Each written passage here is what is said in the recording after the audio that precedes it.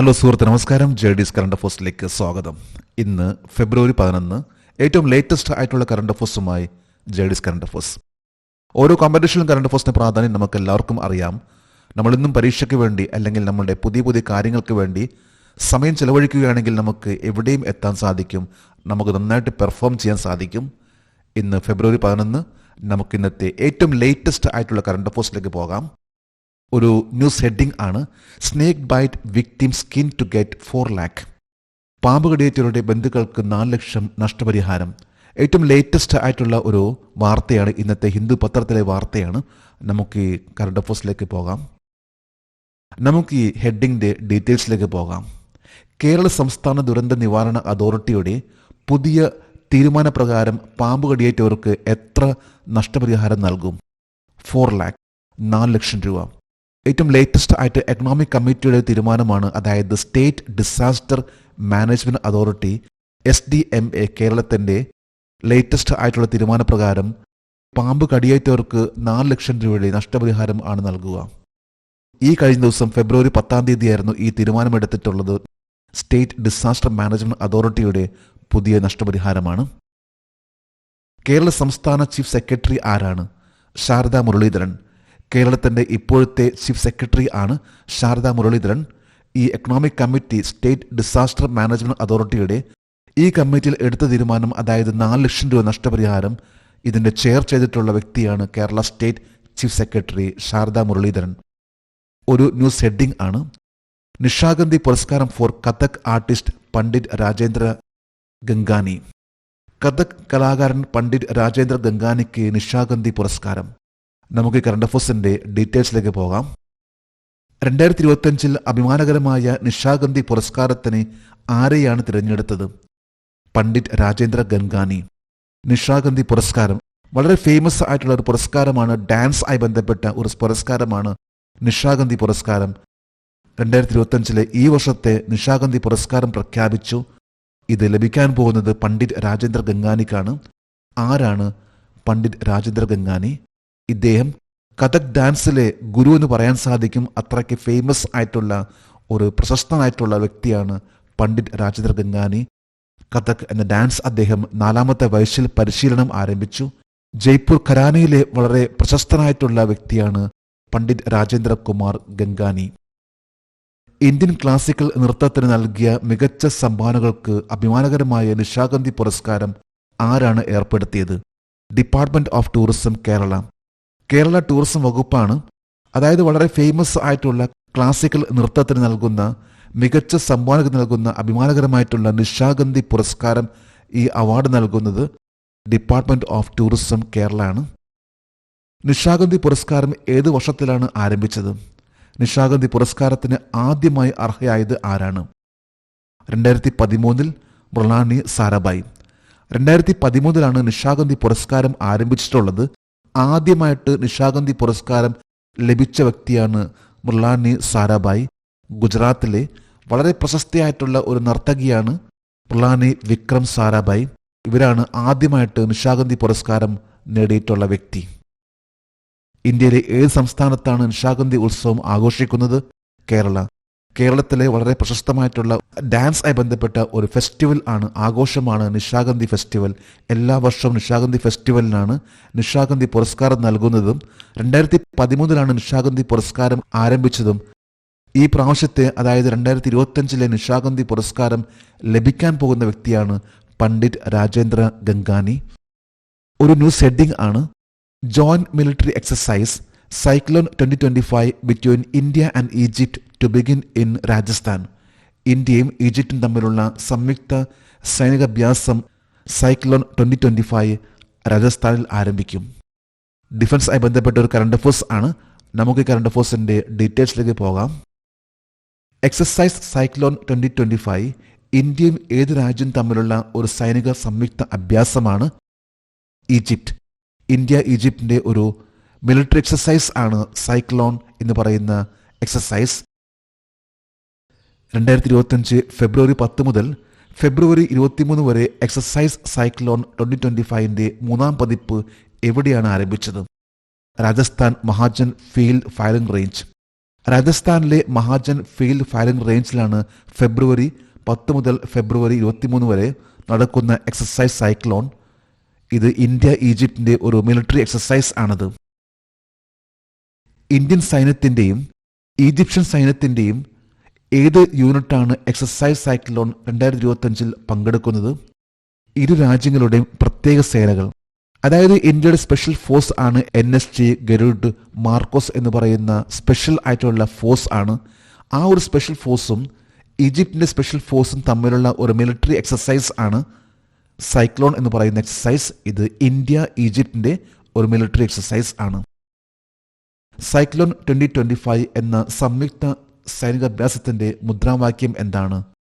Together we train, together we excel. നമ്മൾ ഒരുമിച്ച് പരിശീലിക്കുന്നു, നമ്മൾ ഒരുമിച്ച് മികവ് പുലർത്തുന്നു. സൈക്ലോൺ 25ന്റെ മോട്ടോ ആണ് together we train, together we excel. ഇത് ആരംഭിച്ചിട്ടുള്ളത് ഫെബ്രുവരി 10 മുതൽ ഫെബ്രുവരി 23 വരെയാണ്.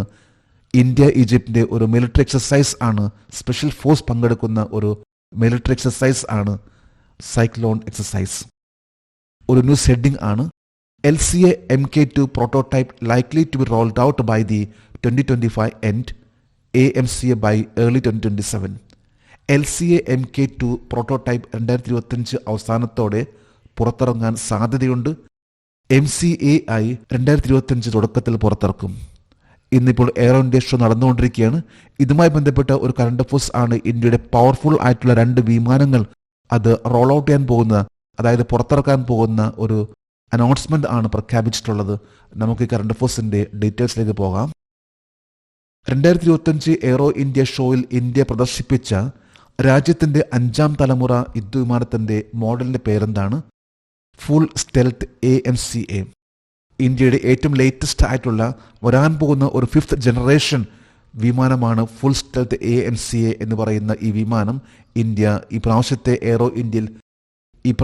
എയറോ ഇന്ത്യയിൽ ഡിസ്പ്ലേ ചെയ്തിട്ടുള്ള ഒരു വിമാനമാണ് AMCA എന്ന് പറയുന്ന വിമാനം. അതായത് AMCA എന്നാൽ അഡ്വാൻസ്ഡ് മീഡിയം കോമ്പാറ്റ് എയർക്രാഫ്റ്റ്. ഇത് പുറത്തിറക്കാൻ ഉദ്ദേശിക്കുന്നത് 2026 അല്ലെങ്കിൽ 27 കൂടിയാണ്. അതായത് ഏറ്റവും ലേറ്റസ്റ്റ് ആയിട്ടുള്ള ഇന്നിപ്പോൾ പോർ വിമാനങ്ങളിലെ ഒരു ലേറ്റസ്റ്റ് ആയിട്ടുള്ള ഒന്നാണ് 5th ജനറേഷൻ വിമാനങ്ങൾ. അതിൽ ഇന്ത്യ ഇപ്പോൾ പുറത്തിറക്കാൻ പോകുന്ന AMCA എന്ന് പറയുന്ന വിമാനമാണ്.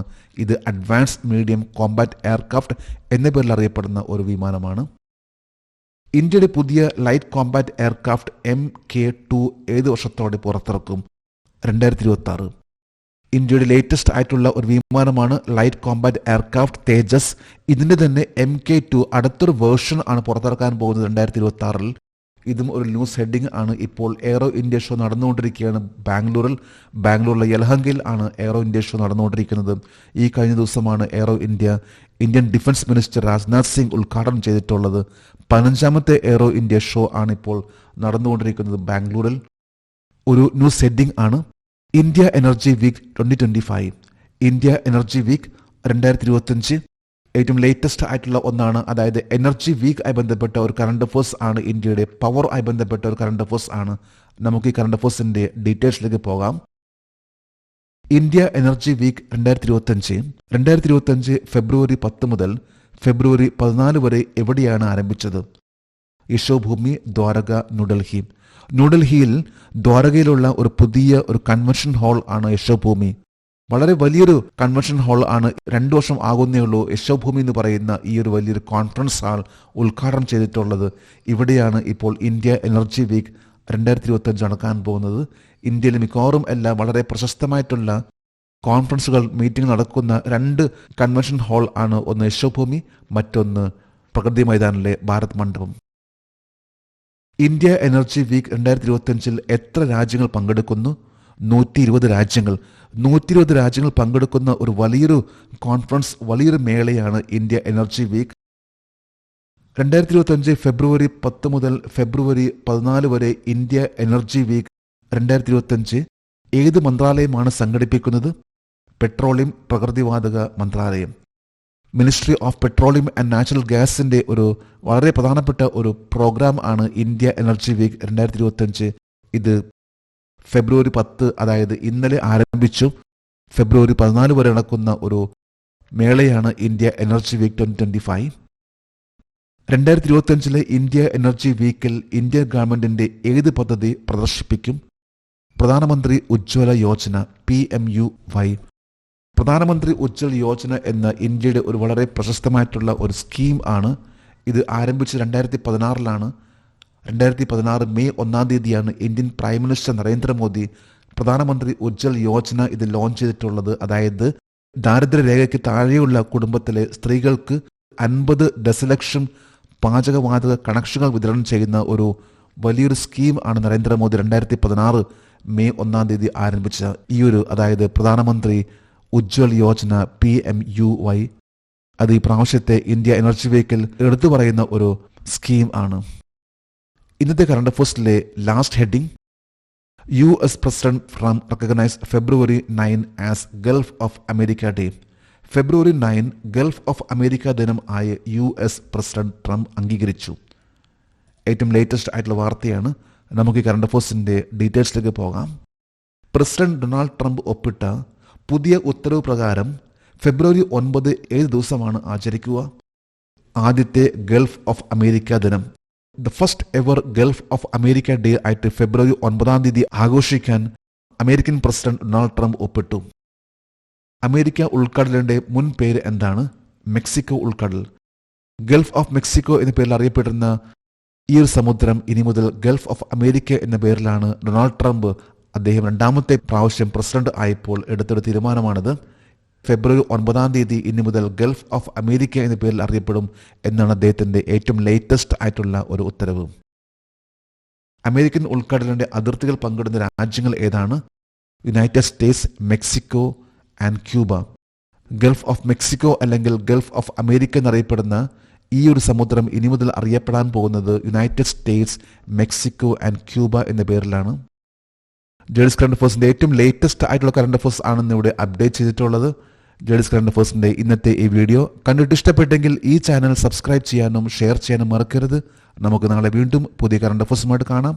Thank you very much.